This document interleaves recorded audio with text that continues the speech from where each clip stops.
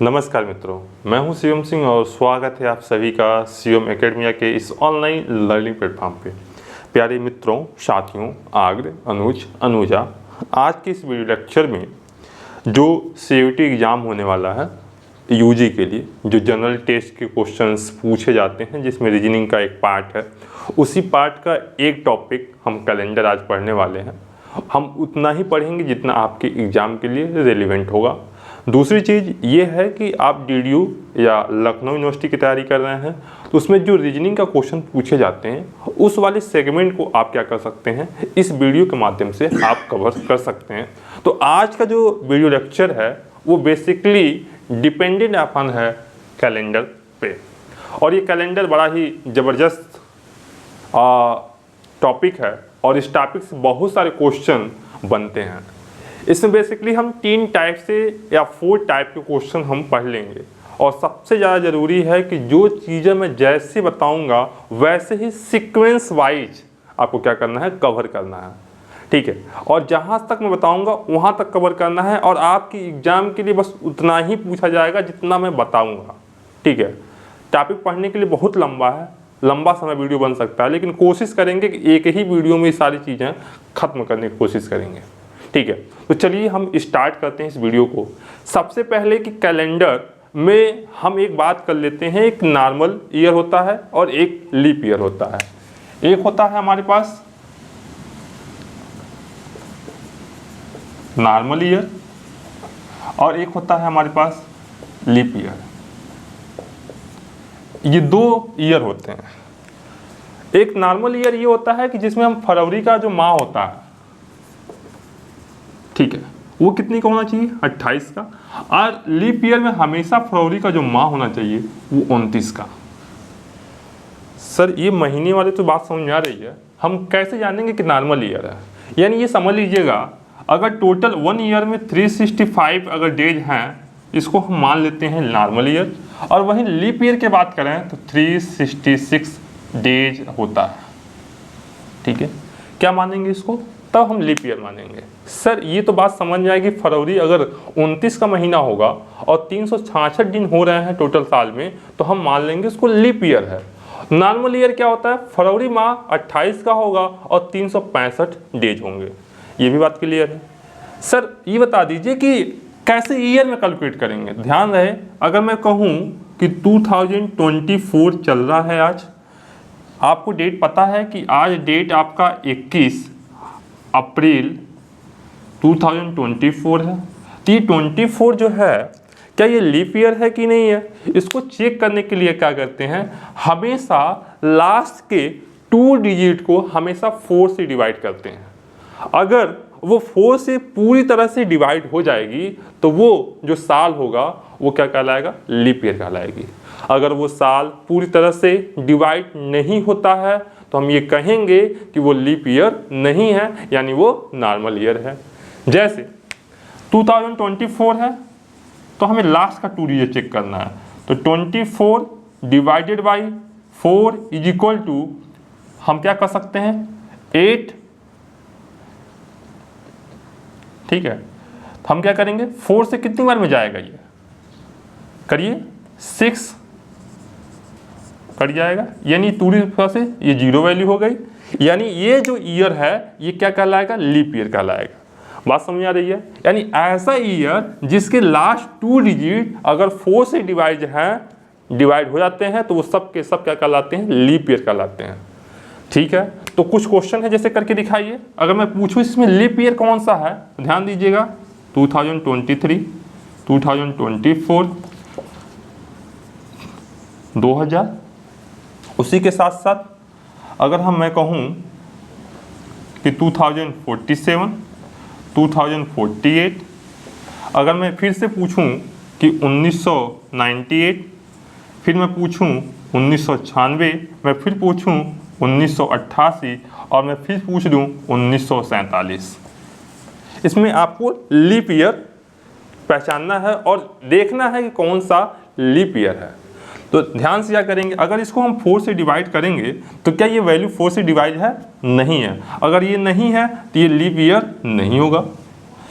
2024 अगर 4 से डिवाइड है तो हम देख लेंगे 4 से डिवाइड है तो ये वैल्यू क्या हो जाएगी, लीप ईयर कहलाएगी।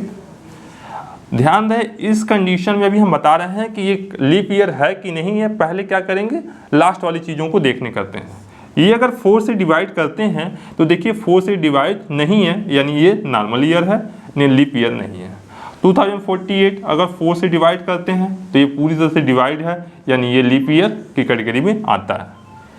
दूसरी कंडीशन 1998, ठीक है, 1998 क्या 4 से डिवाइड है, बिल्कुल डिवाइड नहीं है, ये क्या कहलाएगा, हमेशा नॉर्मल ईयर कहलाएगा, ये लीप ईयर नहीं है। 1996 4 से डिवाइड करेंगे तो ये जीरोस की वैल्यू आ जाएगी, यानी डिवाइड हो जाएगा, ठीक है, तो ये क्या कहलाएगी, लीप ईयर कहलाएगी। एज इट इज 1988 1947 को आप कमेंट बॉक्स में बताइएगा कि क्या ये लीप ईयर है कि नहीं है। ये तो हम जान गए कि लास्ट में अगर 2 डिजिट अगर डिवाइड है तो हम ये कह सकते हैं कि वो लीप ईयर है, अगर नहीं डिवाइड है तो वो नॉर्मल ईयर है। चलिए थोड़ा सा और देख लेते हैं। जब ऐसे शताब्दी आ जाए, ठीक है, जिसमें 100 आ जाए, 200 आ जाए, 300 आ जाए, 2000 आ जाए, 1900 आ जाए, तो हमेशा लास्ट के 4 डिजिट को हम 400 से डिवाइड करते हैं। अगर वो संख्याएं 400 से डिवाइड हो जाती हैं तो हम ये कहेंगे कि वो लीप ईयर है, अगर नहीं डिवाइड होते हैं तो हम कहेंगे वो नॉर्मल ईयर है। यहाँ तक बात क्लियर है, यहाँ तक कोई इश्यू नहीं होना चाहिए। जैसे अगर मैं पूछूं कि क्या 1900 को हम 2 से नहीं, 4 के लास्ट 2 डिजिट को नहीं चेक करेंगे, हमेशा इसके 4 डिजिट को चेक करेंगे, और 4 डिजिट मतलब 1900 को यहाँ से 400 डिवाइड करेंगे ये डबल से। अब ये देखो 9 क्या 4 से डिवाइड है, नहीं है, यानी ये लीप ईयर नहीं है और ये नॉर्मल ईयर है। एज इट इज आपको बताना है कि क्या 1800 लीप ईयर है, क्या 1700 लीप ईयर है, क्या 2000 लीप ईयर है, आपको कमेंट बॉक्स बताना है। देखिए ये भी 4 से डिवाइड है, 400 से डिवाइड है, ठीक है, ये भी डिवाइड नहीं है, और ये देखेंगे तो डिवाइड है, ठीक है। तो जो भी वैल्यू डिवाइड हो जाएगी वो क्या कहलाएगी, हमेशा लीप ईयर कहलाएगी। ये तो पहला कॉन्सेप्ट था, कौन से, नॉर्मल ईयर और लीप ईयर के बारे में, ठीक है। अब हम नेक्स्ट पे मूव करेंगे, एक नया सेगमेंट फिर पढ़ने की कोशिश करेंगे। क्या होता है, एग्जाम में एक क्वेश्चन दे देता है कि ये डेट है और इस डेट से इस डेट पे जाना है तो कौन सा डेट होगा, ठीक है। तो इसके लिए बेसिक फार्मूला हो, जैसे अगर मैं पूछूं कि 15 अगस्त 1947 को कौन सा डेट होगा, ठीक है, तो ऐसा तो कुछ है नहीं, मेरे पास तो कोई जादुई छड़ी है नहीं कि मैं आपको बता दूं कि इसका कौन सा डेट होगा। इसके लिए क्या करना पड़ेगा, कुछ गणित के नियम के साथ साथ कुछ नंबर को आपको याद करना होगा, ठीक है। जैसे ही वो नंबर को आप याद कर लेंगे तो ये सारे के सारे इन्फॉर्मेशन, किसी भी डेट को अगर क्वेश्चन पूछे जाते हैं तो आप क्या कर सकते हैं, वहाँ मूव कर सकते हैं। इसके लिए बेसिक चीज़ें याद करनी पड़ेंगी जो मैं बताने की कोशिश करूँगा। ध्यान रहे वैसे ही करना है जैसे मैं बताऊँगा। अगर उस नंबर सीरीज को आप रीअरेंज किए तो सारे के सारे आंसर गलत हो जाएंगे। तो ध्यान रहे कि मैं जो चीज़ लिखने जा रहा हूँ बहुत ही ज़्यादा इम्पॉर्टेंट है, और वो जो नंबर सीरीज है उसी नंबर सीरीज से आगे बहुत सारे क्वेश्चन सॉल्व हो जाएंगे। तो ये बात ध्यान रहे। जैसे यहाँ पे फिर भी वही कॉन्सेप्ट हम लगाएंगे, एक तो नॉर्मल ईयर और एक लीप ईयर। नॉर्मल ईयर के लिए कोड भाषा कुछ और होगी, लीप ईयर के लिए कोड भाषा कुछ और होगी। जैसे अगर मैं नॉर्मल ईयर की कोड भाषा लिखूं तो 1440250361446। ये किसका कोड है भैया, ये मंथ का कोड है। ध्यान रहे किस ईयर में, ये नॉर्मल ईयर में। अभी मैं बताऊंगा कि इसको याद करने का तरीका क्या है, कैसे याद है। बार बार चीज़ों को प्रैक्टिस करेंगे तो अपने आप में वो चीज़ें याद हो जाएंगी, लेकिन एक ट्रिक मैं बताऊंगा जिससे आप इसको आसानी से याद कर सकते हैं। दूसरी चीज़, अगर लीप ईयर की बात करें तो हमेशा ध्यान रखिएगा 1340250361446। ये किस ईयर के लिए है, ये लीप ईयर में। जब भी कोई लीप ईयर का क्वेश्चन आए तो मंथ का कोड ये अप्लाई करना है, और हमेशा जब नॉर्मल ईयर आए तो मंथ का कोड ये अप्लाई करना है। आप नंबर काउंट करेंगे तो ये 12 डिजिट होंगे, 1 2 3 4 5 6 7 8 9 10 11 12। बात क्लियर है? ये किसके लिए है? नॉर्मल ईयर के लिए है। जैसे अब याद कैसे करना है, ध्यान रहे, यहाँ का देखेंगे तो ये 12 का स्क्वायर है, ठीक है। यहीं पे देखेंगे तो ये 5 का स्क्वायर है, यहीं पे देखेंगे तो ये 6 का स्क्वायर है। ये 12 का स्क्वायर करने के बाद यहाँ पे हमेशा +2 कर देंगे तो ये वैल्यू हमेशा आ जाएगी। बात क्लियर है? तो कैसे याद करना है, 12 का स्क्वायर, फिर 5 का स्क्वायर, फिर 6 का स्क्वायर, फिर 12 का स्क्वायर +2, तो चीज़ें याद हो जाएंगी।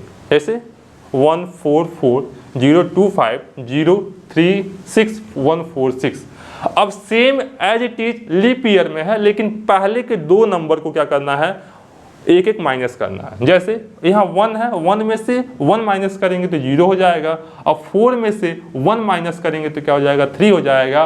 और सेम एज इट इज सारे नंबर वैसे ही हैं। यहाँ तक कोई इशू नहीं होनी चाहिए। अब हम चलते हैं, देखते हैं कैसे। दूसरी कंडीशन, ध्यान से मेरी बात सुनिएगा। अगर ये 1900 है, सेंचुरी की बात हो रही है, ये 1800 सेंचुरी की बात हो रही है, ये 1700 सेंचुरी की बात हो रही है, ये 1600 सेंचुरी की बात हो रही है, ये 2000 सेंचुरी की बात हो जा रही है, 2100 सेंचुरी की बात हो जा रही है, 2200 सेंचुरी की बात हो जा रही है।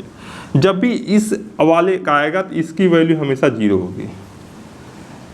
ये ईयर का कोड है, ध्यान रहे। इसके नीचे आएंगे तो हमेशा 6 4 2, इसके ऊपर जाना है तो 2 4 और 6। बात क्लियर है? ऐसे अगर मैं कहूँ कि 1947 की अगर बात करें तो इसका जो ईयर होगा उसकी वैल्यू हमेशा 0 होगी। अगर मैं बात करूँ 2047 के बारे में बात करूँ तो 2000 की वैल्यू क्या हो जाएगी, 6 इसमें ऐड ऑन करना पड़ेगा। ये बात क्लियर है? मतलब इसी रेंज के क्वेश्चन पूछे जा सकते हैं, लेकिन कुछ चीज़ें हमेशा याद रखना है कि 1900, 2000, 1800 और 2100 की चीज़ें पूछी जा सकती हैं, तो यह ध्यान रखना है। यहाँ तक ज़्यादा याद कर लेना है, ठीक है। मैक्सिमम क्वेश्चन यहीं से बनेंगे, और मैक्सिमम क्वेश्चन आपके बनते हैं 1900 से लेकर 2000 के बीच में बनेंगे। यहाँ तक बात क्लियर है? तो ये कोड भाषा हमेशा लिखे रहिएगा। मैं इसको ऊपर लिख दे रहा हूँ जिससे आसानी से अभी हम चीज़ों को बताते चलेंगे, तो ध्यान देते रहिएगा।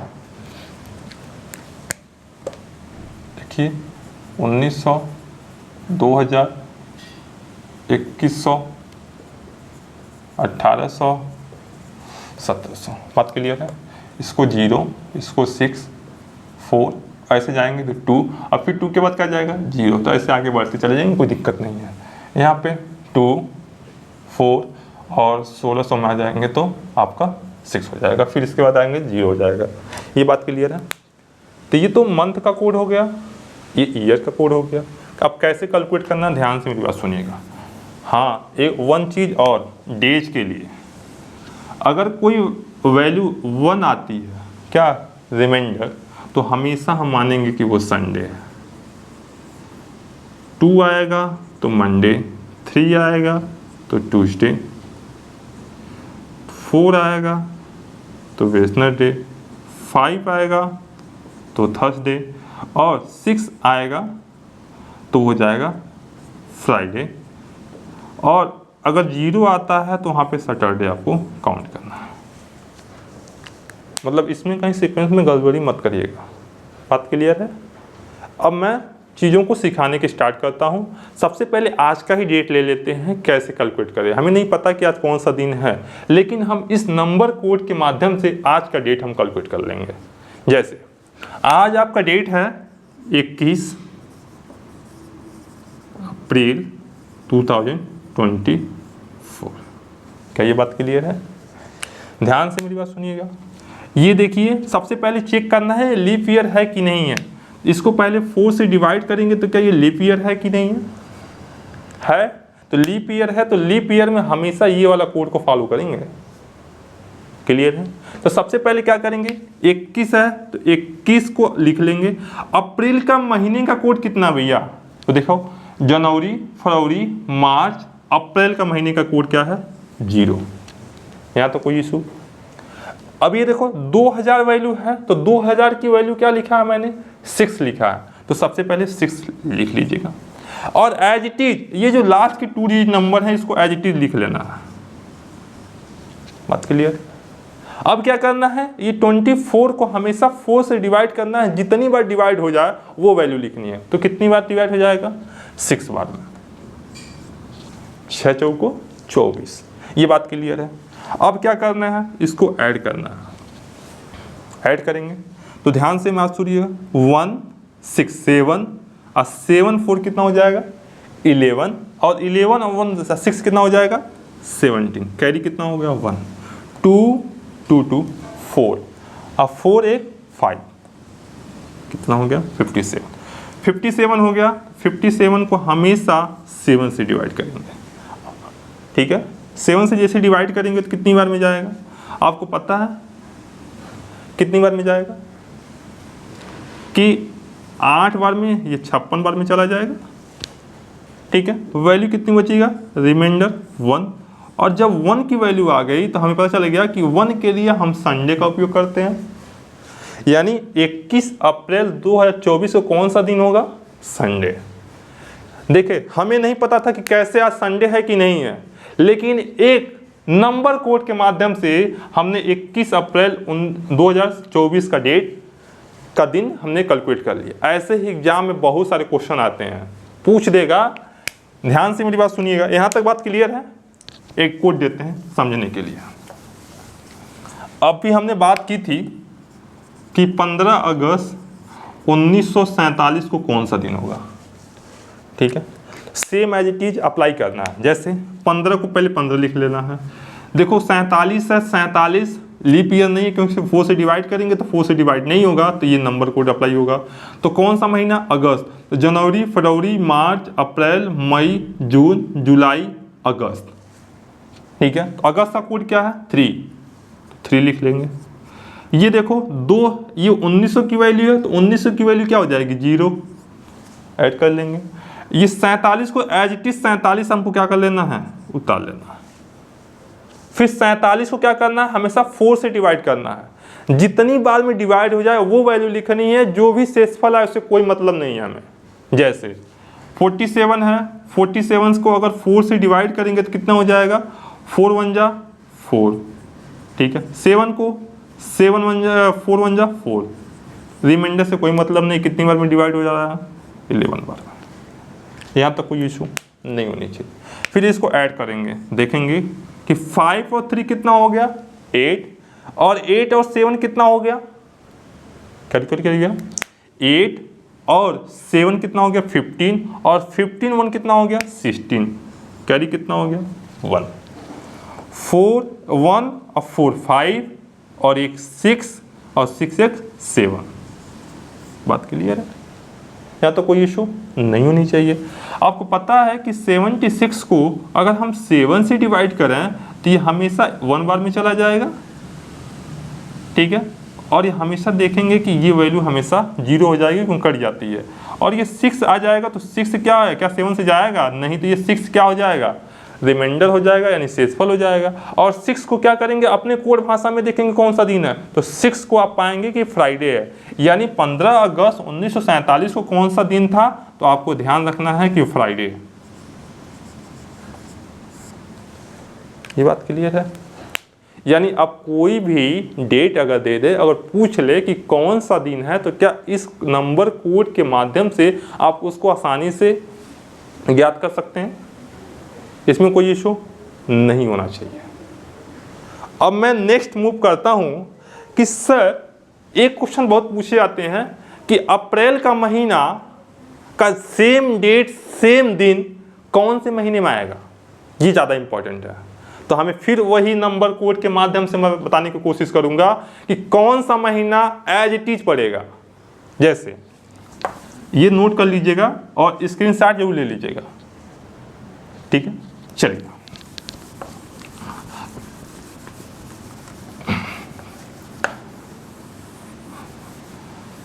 हमें उम्मीद है कि धीरे धीरे नंबर ये चीज़ें याद हो जाएंगे। अब मेरी बात ध्यान से सुनिएगा। 144025036 146, यहाँ पे लीप ईयर में ये वैल्यू दी गई है। यस या नो। अब हमें ये ज्ञात करना है कि कौन सा नंबर, कौन सा महीना कौन से महीने के साथ एकदम सेम मैच हो जाएगा, उसमें कोई भी अंतर नहीं होगा, जो दिन जैसे होगा वैसे ही दिन होगा, एज इट इज। किसके लिए हम बात कर रहे हैं? ये नॉर्मल ईयर के लिए और ये लीप ईयर के लिए। तो ध्यान रहे कि देख लीजिए भैया, लीप ईयर में फरवरी का महीना मार्च के महीने के जैसा होगा, जो दिन जैसा होगा वैसे ही होगा, यानी नंबर कोड जैसा सेम वैसा। ये देख रहे हैं, यानी ध्यान से मेरी बात सुनिएगा, फरवरी, मार्च और नवंबर का महीना सेम जैसे होगा, सेम मंथ जैसे होगा, उसमें कोई भी चेंजेस नहीं होगा। किसके लिए? नॉर्मल ईयर के लिए। अगर मैं पूछूं कि जनवरी का महीना हमेशा अक्टूबर में के महीने के जैसा होगा, यानी जो डेट जनवरी माह में लीप ईयर में होगा, यानी आज 1 तारीख को अगर मंडे है तो सेम अक्टूबर माह के 1 तारीख को भी मंडे ही होगा। अगर 2 तारीख को फ्राइडे है जनवरी माह में, तो अक्टूबर माह में 2 तारीख को फ्राइडे ही होगा। बात क्लियर है?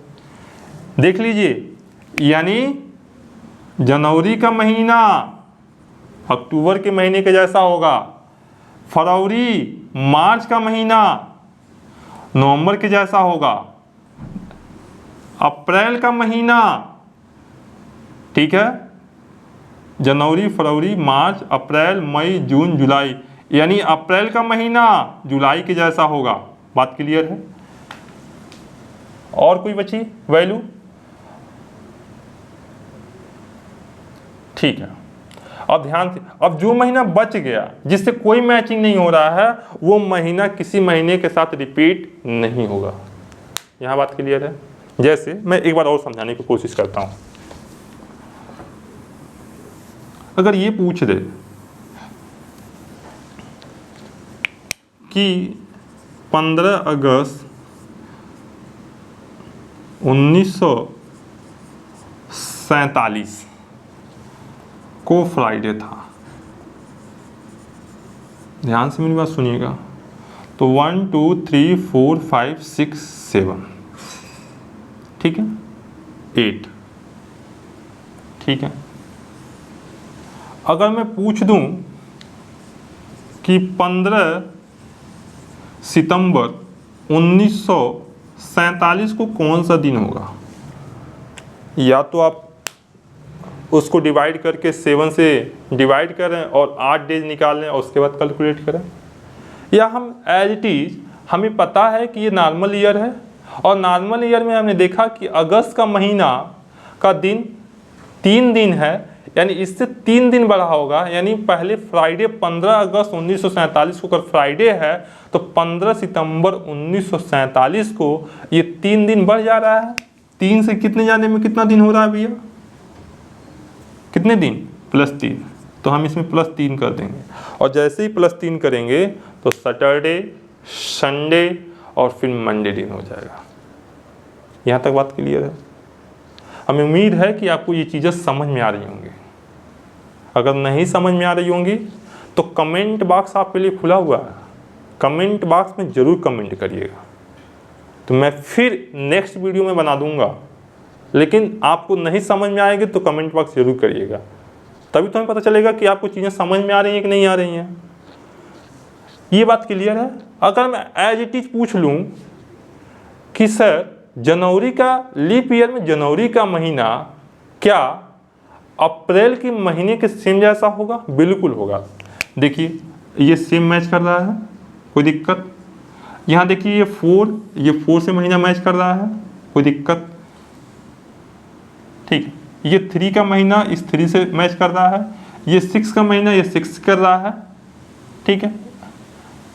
ये 0 का महीना देखिए, ये 0 भी मैच कर रहा है, यानी आप ध्यान देखिएगा। और ये 3 का महीना देखिएगा तो 3 से कर रहा है, यानी हमेशा जनवरी, फरवरी, मार्च, अप्रैल, मई का महीना जून का महीना, ठीक है, और अक्टूबर का महीना लीप ईयर में कभी भी किसी मंथ से रिपीट नहीं होता है और सारे मंथ किसी न किसी महीने के सेम जैसा होता है। जैसे जनवरी का महीना अप्रैल के महीने के जैसा होगा और मई, जून, जुलाई, यानी जनवरी, अप्रैल और जुलाई का महीना सेम होगा, उसका कैलेंडर सेम होगा पूरे मंथ का। ये बात क्लियर है। इस टाइप के क्वेश्चन पूछे जा सकते हैं। अब थर्ड क्वेश्चन एक टॉपिक और पूछा जाता है कि क्वेश्चन ये पूछे जा सकते हैं कि सर 2009 का कैलेंडर सेम दिन सेम तारीख कैसे एक साथ कोई परिवर्तन नहीं होता है, मतलब 2009 का कैलेंडर कौन से कैलेंडर ईयर के साथ एकदम सेम होगा, सेम दिन सब कुछ एक जैसे बराबर। जैसे महीने का देखा ना, इस महीने का दूसरे महीने के साथ मैच कर रहा है, वैसे 2009 का कैलेंडर एज इट इज कौन से साल में एज इट इज क्या होगा, रिपीट होगा। ठीक है, इसके लिए एक फार्मूला है, हमेशा लास्ट में ध्यान दीजिएगा, हमेशा लास्ट के 2 डिजिट को हमेशा 4 से डिवाइड करेंगे। ध्यान से मेरी बात सुनिएगा, अगर रिमाइंडर 1 आता है तो ये कैलेंडर हमेशा 6 साल पे परिवर्तन हो जाएगा। अगर कैलेंडर में रिमाइंडर 2 और 3 आता है तो 11 साल से उस कैलेंडर में चेंजेस होगा। अगर रिमाइंडर 0 आता है तो हमेशा कैलेंडर 28 ईयर से चेंज हो जाएगा। बात क्लियर। जैसे अगर मैं बात करूं 2009, यस या नो, 4 से डिवाइड करेंगे तो रिमाइंडर कितना हो जाएगा, 1। ये बात क्लियर है। और जैसे ही 1 हो जाएगा तो ये कैलेंडर कितने साल से चेंज हो जाएगा, सेम 2009 का कैलेंडर 6 प्लस कर देंगे, यानी 2009 प्लस 6 यानी 2015, यानी 2009 का कैलेंडर 2015 के कैलेंडर के एकदम सेम जैसा होगा, उसमें ना कोई दिन में परिवर्तन होगा ना कोई रात में परिवर्तन होगा। अगर मैं कहूं कि 15 सितंबर 2009 को मंडे है तो 15 सितंबर 2015 को भी मंडे ही होगा, उसमें कोई भी चेंजेस नहीं होगा। ठीक है, अगर मैं पूछ दूं कि 2010 का कैलेंडर सेम कैसे रिपीट होगा तो हम क्या करेंगे, 4 से डिवाइड करेंगे, और जैसे ही 4 से डिवाइड करेंगे तो रिमाइंडर 2 बचेगा, और जैसे ही रिमाइंडर 2 बचेगा तो हमेशा ध्यान रखना है ये कैलेंडर कितने साल से चेंज होगा, 11 साल से, यानी 2010 प्लस 11 2, यानी आप देख पाएंगे कि 2010 का कैलेंडर 2022 के कैलेंडर के जैसा है, सॉरी ये 2021 के कैलेंडर के जैसा होगा। ठीक है, कैलकुलेशन से देख लीजिएगा, यानी 2010 का कैलेंडर में 11 जोड़ेंगे तो 2021 के जैसा होगा। ये बात क्लियर है। अगर मैं बात करूं कि 2012 अगर 4 से डिवाइड करते हैं तो रिमाइंडर कितना हो जाएगा, 0 हो जाएगा। कैसे भैया, ये 12 भागा 4 3 से डिवाइड करेंगे तो ये वैल्यू हो जाएगी, तो रिमाइंडर कितना हो गया, 0। यानी जब 0 हो जाता है 2012 का कैलेंडर कितने साल पे चेंज होगा, तो 28 साल पे। ये 0 3 4, ये 0 और ये कितना हो जाएगा, 2, यानी 2012 का कैलेंडर कब चेंज होगा, 2040 के जैसा हो जाएगा। ये बात क्लियर है। तो हमने 3 टाइप के क्वेश्चन पढ़ लिए। जब कोई डेट दिया हो तो उस डेट को ज्ञात कर लेना है, जब कोई मंथ पूछे इस मंथ का, इस मंथ से कैलकुलेशन करना है तो देख लेंगे। ये बात क्लियर है। यहाँ तक इस टाइप के क्वेश्चन पूछे जा सकते हैं कैलेंडर में। कभी कभी क्या करता है एग्जामिनर, एग्जाम हॉल में बदमाशी कर देता है। जैसे ये पूछ देगा, ऐसे दे देगा, हमको नहीं पता कि 15 अगस्त 1947 को वो कहे कि मंडे है, जो कि हमने अभी कैलकुलेट किया था, तो मैंने बताया था कि फ्राइडे आता है। एग्जामिनर ने क्या किया कि उसको बढ़ा दिया, कितने, सैटरडे संडे, यानी 3 दिन से कैलेंडर को बढ़ा दिया। और फिर पूछ ले इसी डेट को कोई आगे डेट में कितने दिन से, तो जो भी आएगा कैलकुलेट करेंगे, उसमें 3 दिन क्या करेंगे, ऐड ऑन कर देंगे। ये आपकी जिम्मेदारी होगी। मैं आज कह रहा हूँ आज संडे है, लेकिन एग्जामिनर कह रहा है कि आज मंडे है, तो हम संडे पे टिके नहीं रहेंगे, हम अपने सिद्धांतों पे नहीं चलेंगे, एग्जामिनर के सिद्धांतों पे चलेंगे, क्योंकि एग्जामिनर महत्वपूर्ण है, हम महत्वपूर्ण नहीं हैं। यानी आज वो कह रहा है कि मंडे है, ठीक है, और फिर पूछ रहा है कि 10 दिन बाद क्या होगा, तो 10 दिन जो दिन होगा उससे एक दिन क्या करेंगे, ऐड ऑन कर लेंगे। ये बात क्लियर है। ये तो नॉर्मल चीज़ें हैं, यही सारे क्वेश्चन पूछे जा सकते हैं, ठीक है। अब इस पूरे कैलेंडर में इस टाइप के क्वेश्चन पूछे जाएंगे, ठीक है, तो ये ध्यान रहे। एक क्वेश्चन और पूछे जा सकते हैं डायरेक्ट में, ध्यान से मेरी बात सुनिएगा। ये पूछ सकता है कि 1 जनवरी 2019 को मंडे है, तो 31 दिसंबर 2019 को कौन सा दिन होगा।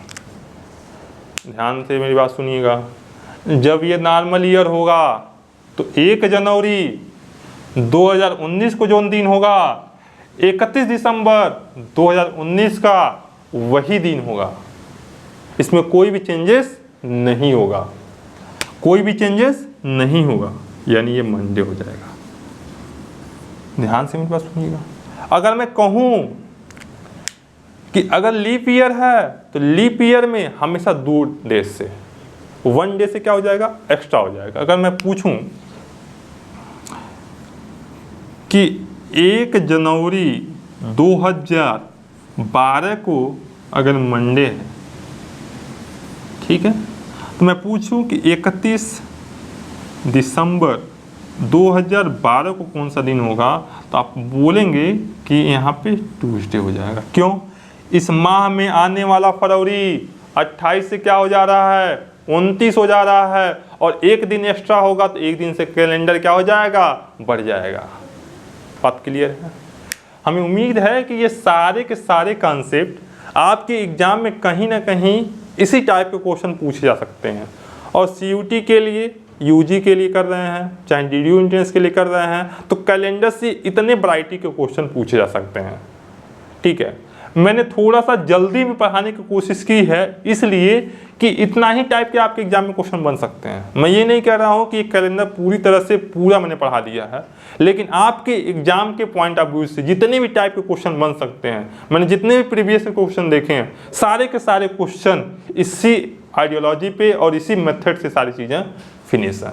तो हमें उम्मीद है कि ये वीडियो आपको समझ में आया होगा, और अगर समझ में आया होगा तो कमेंट बॉक्स में ज़रूर बताइएगा कि वीडियो कैसा लगा। Thank you so much.